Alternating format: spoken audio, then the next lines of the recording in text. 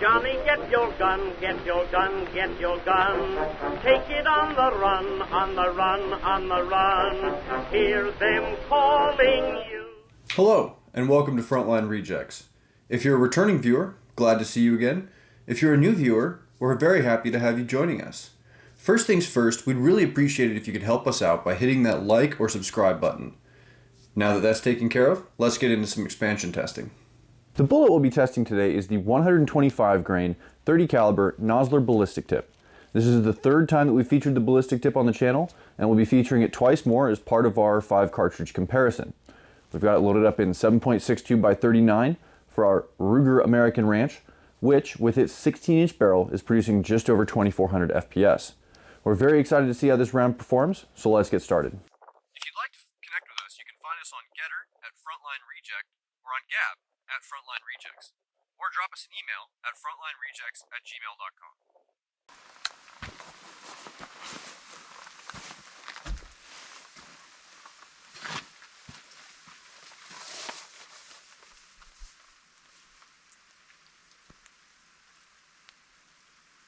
So what's that, what you were saying about your extended family? Oh yeah, my great grandpappy was Carlos Hathcock.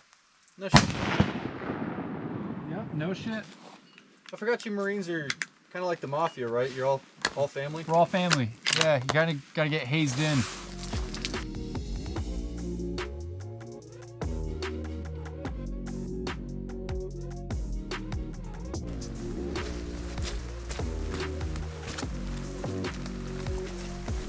Send it.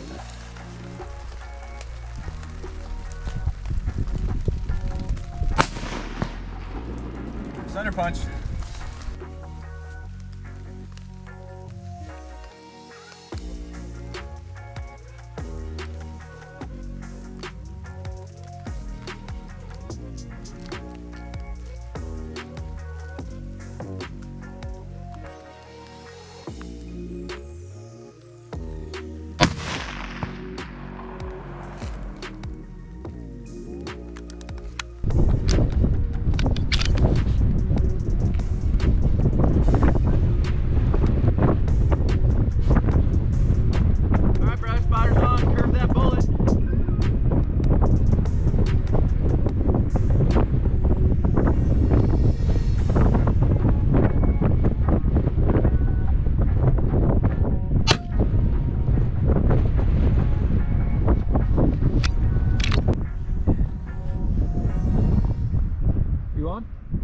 Spotter's on. Alright. Do it for Mikhail. Mikhail.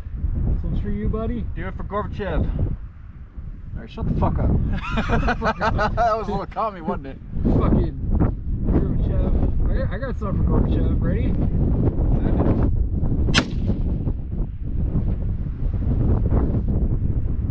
Rounds complete, let's look at some bootlets. Off the bat, we have some pretty exciting stuff going on after the 300 mark, with 400 being a bit of a flop, but I want to make it clear early on that we hadn't been planning to take this out to 400. We only did because of how impressed we were at the 300. We figured it would be cool to see how far out it would go and still expand, and if we had the ammo, we probably would have shot the 350. Looking at the 100, we can see that the round just tore itself to shreds. The jackets peeled back past the base of the shank, and the lead core turned into a pile of particulates, just dumping all of its energy upon impact. The 150 is a little bit more reserved. We lost some jacket, and like almost all of the ranges, we have jacket and core separation, but solid mushrooming. The 200 is reminiscent of the 100, and I suspect the 150 as well. I just think at 150 we couldn't find all of the particulates from the round. The 300 has very good mushrooming, but we can definitely see that it's shedding a lot of velocity as expansion ends much higher up the shank. Still impressive though for this chambering at this range. 400 is where we pushed our luck a little bit too far, and while the round didn't fully FMJ, we got very little expansion. Also, shooting this cartridge in high wind was quite difficult, and Andreas Jolie did an excellent job of wanted style curving this bullet in. I think this bullet would have given satisfactory performance at 350, but we didn't get the opportunity to test that, so I don't feel comfortable saying that it actually would. After 300 yards though, I think it performed very well. Looking at our graphs, we have average expansion of around 1.5 times original size, with individual individual expansions starting at the 100 and growing at each range to 300. This is due to the projectile losing velocity and the jacket staying open wider rather than being completely folded back. Weight retention is all over the place, which is to be expected with a thin jacketed round like this. With this style of bullet, I don't think numbers like expansion and weight retention do a good job of accurately reflecting the quality of the round. When we talk about whether or not a round is successful, it's important to define what we consider success from a terminal ballistic standpoint. That changes in regards to what type of bullets we are looking at. Of course, remembering that different types of bullets, such as monolithic, bonded core, FMJ, or non-bonded controlled expansion, have different applications. These are sometimes overlapping and sometimes not, and should be judged according to what they're designed for or what application they excel at. With a thin jacketed lead core non-bonded round, what I want to see isn't deep penetration or high weight retention, or a really wide expansion. What I want to see is the round consistently transferring as much energy as possible to the target upon impact. I think in this case, the pictures are a better metric of success, while from a numerical standpoint, the percentage of weight lost can be supplementary. Upon impact, the ballistic tip does a great job of pouring all the kinetic energy it's carrying into the target. This, I think, makes it a very lethal choice for a shooter who uses it properly. It's not going to win any awards for penetration, so I wouldn't choose to use it on thicker game with denser hides and bone structure, such as bear, moose, or bull elk. Where this round excels, in my opinion, is on medium-sized game like deer, provided that the hunter adheres to the core concept of proper shot placement. Using behind-the-shoulder shots which only require the bullet to punch through ribs, the Nosler Ballistic Tip should do a massive amount of mechanical damage to the lungs and surrounding tissue. This would be very effective in dropping an animal quickly. Another factor that supports this for this chambering, which we experienced, was the degree of penetration we achieved on the water jugs. The round caused an awesome amount of damage on the first through third row of jugs, usually destroying the fourth as well. This translates to around 15 to 20 inches of penetration on water, and we would have shown the retrieval of the bullet fragments, but on the 2 days we filmed this, it was either pouring down rain or freezing cold, and frankly, we were trying to get the ranges shot and done ASAP. This is the third time we have featured the Nosler Ballistic Tip, and we will be featuring it twice more as part of our 5 cartridge comparison for this round.